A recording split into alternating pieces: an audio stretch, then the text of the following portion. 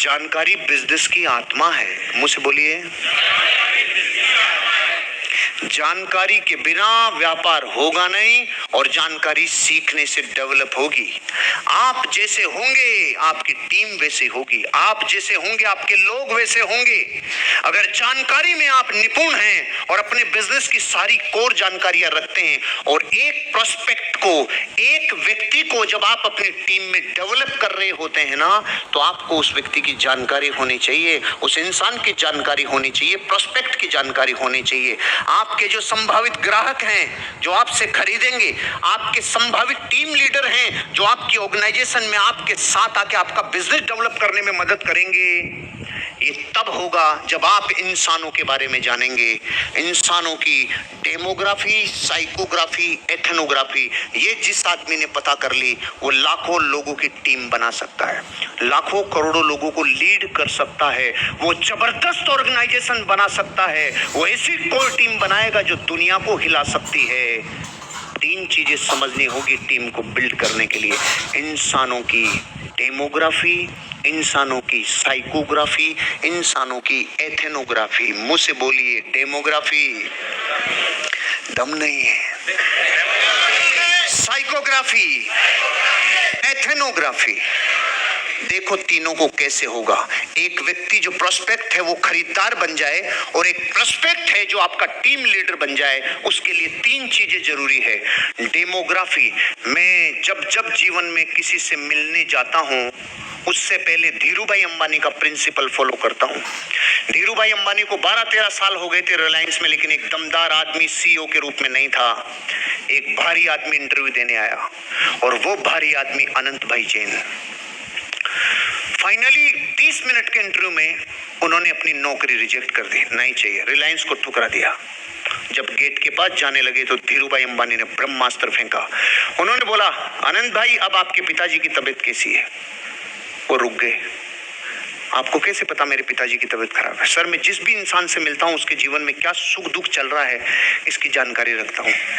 आपके पिताजी की तबीयत। इतनी सी लाइन ने लाखों करोड़ की इंडस्ट्री पे राज करने वाली रिलायंस को उस आदमी ने बनाया, सिर्फ एक वजह से। क्या? उन्होंने उस इंसान के बारे में जाना। अगर आप 10 लोगों को ला रहे हो, 2 बच रहे हैं 8 भाग रहे हैं, 2 बच रहे हैं 8 भाग रहे हैं, आपसे टीम बिल्ड नहीं होगी। लोगों को लीड करने के लिए, लोगों से कट्टर व्यवहार और प्रेम बनाने के लिए, एक कोर टीम बनाने के लिए लोगों की डेमोग्राफी पता होना जरूरी है। क्या है डेमोग्राफी? उसकी उम्र, उसकी शिक्षा, उसका पेशा, उसकी पारिवारिक संरचना और किसी भी व्यापार का सेल्स का पुराना अनुभव अगर ये है तो टीम में लाने से पहले ये इंपैक्ट और ग्रो करेगा। और वो आपका प्लॉट खरीद लेवे उसके लिए भी ये चीजें जानकारी जरूरी है। लोगों की डेमोग्राफी। अगर आप मिलने जा रहे हो जिस व्यक्ति से, उस व्यक्ति की उम्र 45 साल प्लस है तो समझ लेना रिस्पेक्ट की डिमांड होगी, डिसिप्लिन की डिमांड होगी, एज बड़ी है। आप मिलने जा रहे हो 25 वर्ष के किसी एंटरप्रेन्योर से, आपको एक अलग बिहेव करना होगा। अगर आप मिलने जा रहे हो एक 75 वर्ष के अनुभवी व्यक्ति से, आपको एक अलग तरीके का गेस्चर पोस्चर लेके जाना पड़ेगा। आप मिलने जा रहे हो एक ऐसे व्यक्ति से जो डॉक्टर है, मेडिकल की एजुकेशन ली है, आपको अलग। मनों में डर कौन से हैं? वो कौन सी घटनाएं घटी है?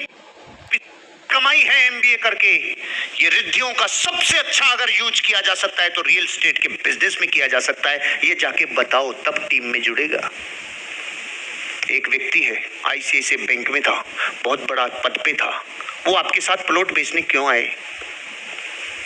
क्यों आएगा? साइकोग्राफी पता ही नहीं है आपको।